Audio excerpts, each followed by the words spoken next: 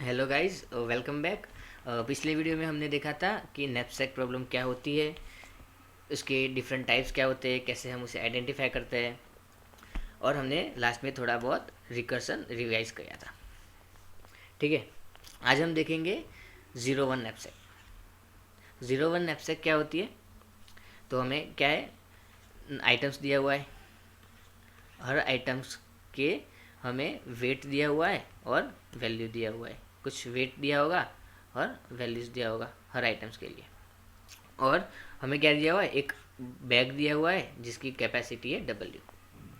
और हमें क्या करना है, आइटम्स लेनी है, आइटम चॉइस करनी है, या फिर बोल तो या आइटम लेनी है फ्रॉम दी अवेलेबल आइटम्स जो हमारी दो कंडीशन सेटिस्फाई करे। पहली कंडीशन क्या होगी कि जो भी हम आइटम चूज करेंगे उसका जो भी टोटल वेट होता है वो हमारा जो भी W गिवन है कैपेसिटी उससे कम या इक्वल होना चाहिए, तभी हम उसे बैग में रख पाएंगे ऑब्वियसली। और दूसरी कंडीशन हमारी क्या थी कि जो भी हमने आइटम्स लिए है उसकी टोटल वैल्यू है वो क्या होनी चाहिए, मैक्सिमम होनी चाहिए। तो ये हमारी नैपसैक प्रॉब्लम थी। तो भैया आपने बता तो दिया कि नैपसैक प्रॉब्लम क्या है, बट अगर हमें कोई प्रॉब्लम दिया हुआ है तो हम उसे कैसे आइडेंटिफाई करें कि ये डीपी की प्रॉब्लम है। इसमें डीपी की प्रॉपर्टीज़ तो आपने समझा ही नहीं। तो देखो, जब मैं आपको डीपी समझा रहा था तो मैंने उस वीडियो में क्या कहा था कि कोई भी तुम्हें प्रॉब्लम दिया हुआ है तो उसमें तुम देखो कि तुम कोई चॉइस बना पा रहे हो कि नहीं। तुम्हें सबसे इम्पोर्टेंट क्या करना है कि तुम उसमें कोई चॉइस बना पा रहे हो कि नहीं, वो तुम्हें देखना है। या फिर तुम एनी काइंड ऑफ रिकर्सन उसमें देखते हो, या फिर तुम उसमें रिकर्सन देख रहे हो कि नहीं। अगर इन दोनों में से कोई एक तुम देख रहे हो तो तुम उसमें डीपी लगाने का सोच सकते हो। कोई भी एक तुम अगर सोच रहे हो तो डीपी देख रहे हो तो डीपी तुम लगाने का सोच सकते हो। तो नेक्स्ट प्रॉब्लम में क्या है, हमारे पास आइटम्स दी हुई है और हमारे पास ये बैग है। ठीक है, तो तुम कोई भी एक आइटम ले लो, कोई भी एक आइटम ले लो, तो उसके क्या चॉइसेस बन सकती है, क्या स्टेट हो सकता है। ये हमारे पास बैग है, उसका क्या स्टेट हो सकता है।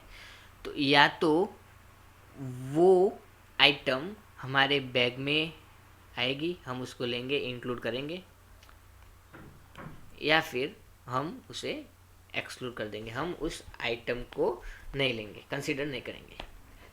तो फॉर ईच आइटम हमारी कितनी चॉइस बन रही है, दो चॉइसेस। या तो हम आइटम बैग में इंक्लूड करेंगे या फिर नहीं करेंगे। तो हमारा इधर क्या हो रहा है, चॉइसेस बन रही है कि हम उसको लेंगे कि नहीं लेंगे।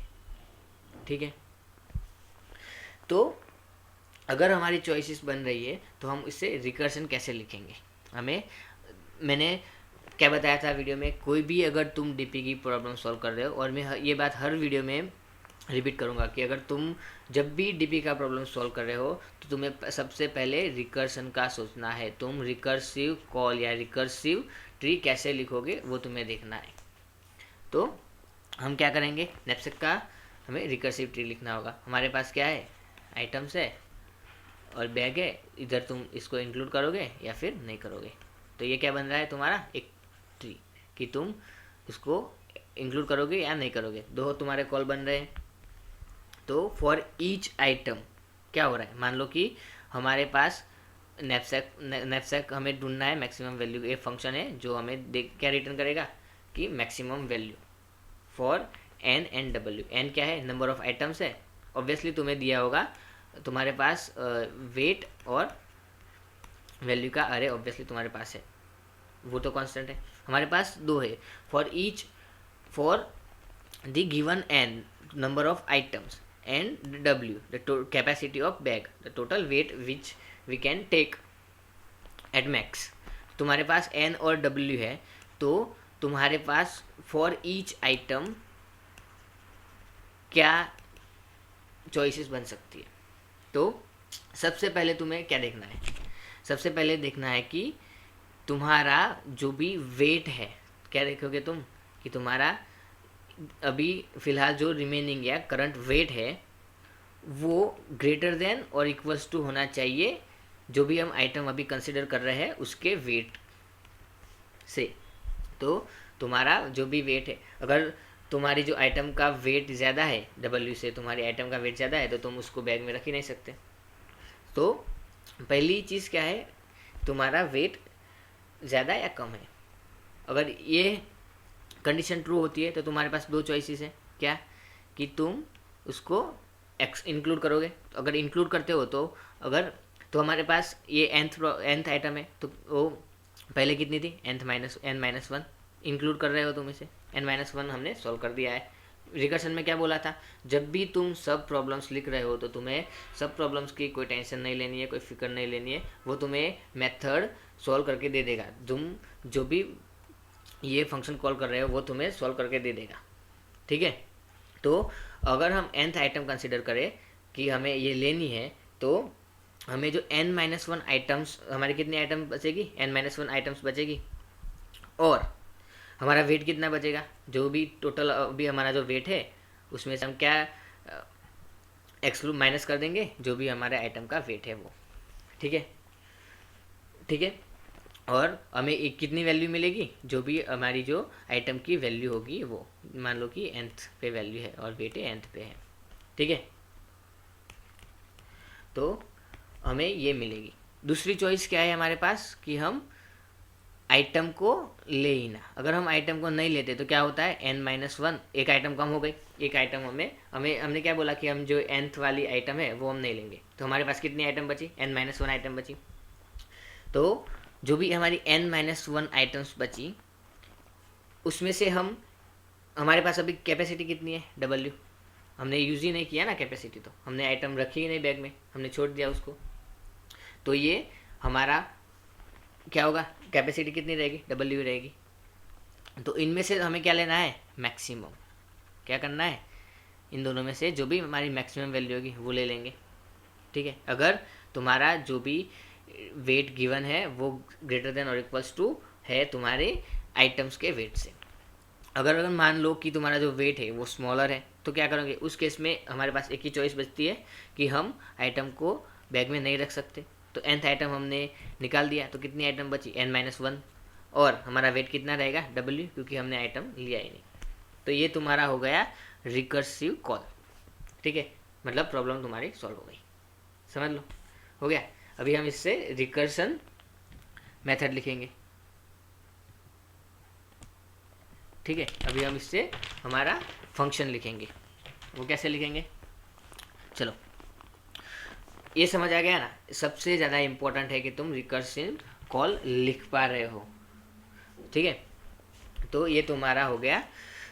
तो तुम्हारे पास दो चॉइसेस थी, अगर तुम इसको इंक्लूड करते हो तो तुम्हारी एक आइटम n-1 आइटम बचेगी, और तुम्हारे पास W जो वेट है उसमें से वेट, आइटम का वेट माइनस कर दो, उतना वेट बचेगा और तुम्हारी इतनी वैल्यू ऐड हो जाएगी। और अगर दूसरी चॉइस क्या है, तुम उसको इंक्लूड नहीं करोगे, तो तुम्हारा क्या n-1 आइटम ही बचेगी, बट तुम्हारा इस बार जो कैपेसिटी W है वो W का W ही रहेगा, उसमें कोई चेंज नहीं होगा, ठीक है। और अगर तुम्हारा जो वेट है वो लेस देन है आइटम के वेट से, तो कोई सोचने वाली बात ही नहीं है, तो ऑब्वियसली तुम उसको इंक्लूड नहीं कर सकते, ठीक है। अभी हम दिखेंगे कि रिकर्सिव कॉल हमारे पास है तो उससे हम रिकर्सिव फंक्शन कैसे लिखेंगे, ठीक है। अभी हम देखेंगे रिकर्सिव फंक्शन कैसे लिखेंगे। तो हमें क्या चाहिए, मैक्सिमम वैल्यू जो कि इंटीजर है, ठीक है, और हमारा मेथड है नैपसैक n, और हो गया ये W। दो वेरिएबल्स है हमारे पास पहले से ही वेट है और दूसरा क्या है, वैल्यू है, ठीक है। अभी हम क्या करेंगे कि अगर हम रिकर्शन लिख रहे हैं तो हमारे ऑब्वियसली हमारे पास बेस केस होना चाहिए, ठीक है। तो अभी मान लो हमारे पास ये वाली आइटम है और ये बैग है, तो बेस केस क्या बन सकता है, मान लो कि तुम्हारे पास बहुत बड़ी बैग है बट तुम्हारे पास कोई आइटम ही नहीं है, तुम्हारे पास आइटम नहीं है, उसकी कोई वैल्यू ही नहीं है, तो उस केस में क्या होगा, तुम्हें ज़ीरो वैल्यू मिलेगी। दूसरा क्या कि तुम्हारे पास बहुत सारी आइटम है बट तुम्हारे पास बैग ही नहीं है, कैपेसिटी ही नहीं है, बैग की कैपेसिटी या ज़ीरो है, मतलब W ज़ीरो है, इन दोनों में से एक, मतलब और इन दोनों में से एक अगर कंडीशन है तो तुम्हारा क्या वैल्यू ज़ीरो होगी। तो ये हमारी बेस कंडीशन हो गई। इफ़ क्या है, एन ज़ीरो है या डब्ल्यू ज़ीरो है तो क्या करेंगे हम, इधर से सीधा ही रिटर्न करा देंगे ज़ीरो, खत्म। नेक्स्ट क्या होगा कि अगर दूसरी पॉसिबिलिटी क्या है, मान लो तुम्हारा जो वेट है, आइटम का वेट है, अभी nth आइटम ही ले, nth आइटम है ये, तो n माइनस वन क्यों लिखा, क्योंकि जो हमारा वेट अरे है वो जीरो इंडेक्स बेस है और आइटम है nth आइटम है, तो nth आइटम कहाँ पे होगी, n माइनस वन इंडेक्स पे, तो इसीलिए हमने इधर लिखा है nth माइनस वन। वो हमारा है जो छोटा है या फिर इक्वल है जो हमारी कैपेसिटी है, डब्ल्यू कैपेसिटी है, उससे छोटा है, तो हमारी क्या चॉइसेस बनेगी, तो हमारे पास दो चॉइसेस होगी, या फिर इधर हम इसे इंक्लूड कर सकते हैं, बैग में ले सकते हैं, या फिर हम उसे बैग में नहीं रखेंगे।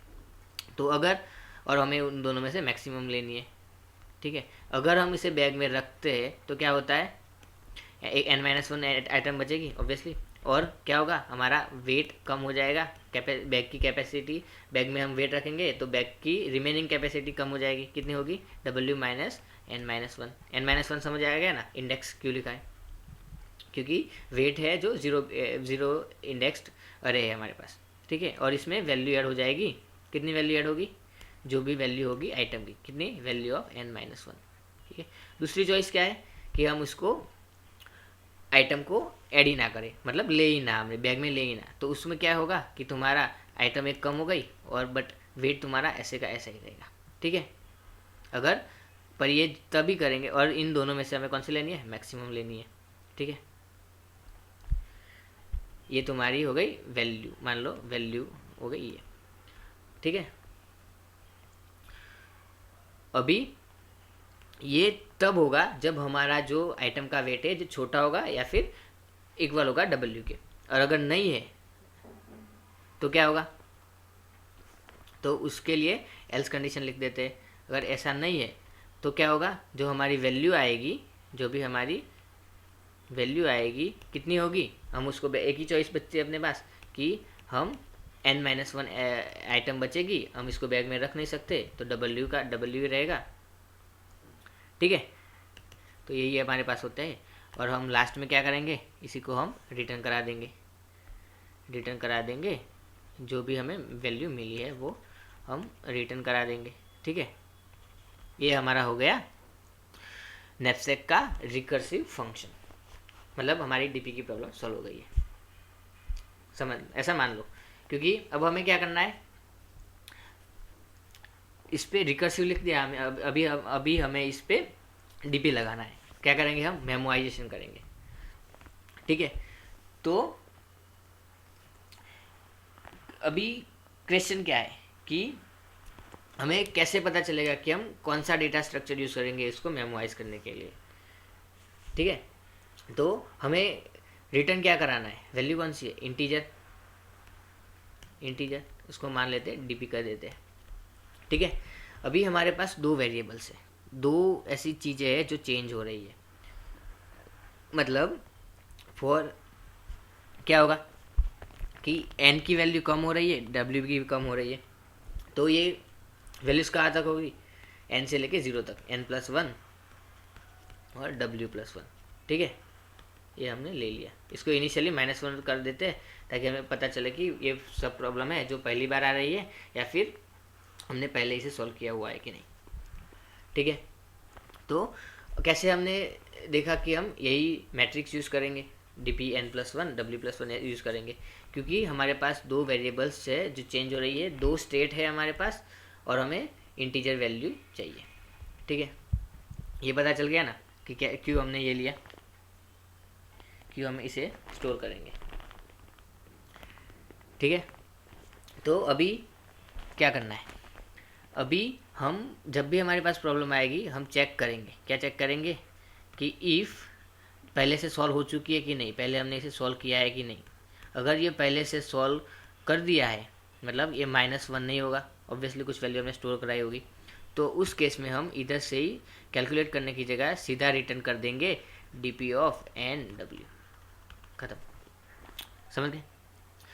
पर भैया हमें स्टोर भी तो करानी होगी, जब हमें वैल्यू मिलेगी तो उसे स्टोर भी करानी पड़ेगी, नहीं तो वो वैल्यू हमेशा ही -1 रहेगी। तो जब भी हम इसका रिजल्ट पहली बार आई होगी, रिजल्ट कैलकुलेट करेंगे तो उसको हम स्टोर करा देंगे हमारे डीपी में, ठीक है। तो ये अपना हो गया मेमोराइजेशन, मेमोराइजेशन भी अपना हो गया, समझ गए, इतना समझ गए ना, ठीक है। तो अभी इससे हमें फ़ायदा क्या होता है वो देख लेते हैं कि हमने मेमोराइजेशन क्यों लगाया। तो अभी हम समझ लेते हैं उसकी कॉम्प्लेक्सिटी, स्पेशली टाइम कॉम्प्लेक्सिटी, ठीक है। टाइम कॉम्प्लेक्सिटी देख लेते हैं। तो पहले देख लेते हैं रिकर्सन का क्या रहा। रिकर्सन के लिए वर्स्ट केस क्या हो सकता है, देखिए हमारे पास आइटम्स है और हमारे पास बैग है। तो वर्स्ट केस क्या हो सकता है कि जो हमें जो ये कैपेसिटी दिया हुआ है, जो हमें कैपेसिटी दिया हुआ है वो सारी आइटम्स है हमारे पास, उसके वेट के सम, मतलब टोटल वेट हो रहा है जिन आइटम का, टोटल वेट हो रहा है आइटम्स का, उससे इक्वल या ज़्यादा हो। अगर ये इक्वल या ज़्यादा है तो हर बार क्या होगा, हर आइटम के लिए हमें 2 चॉइसेस करनी पड़ेगी।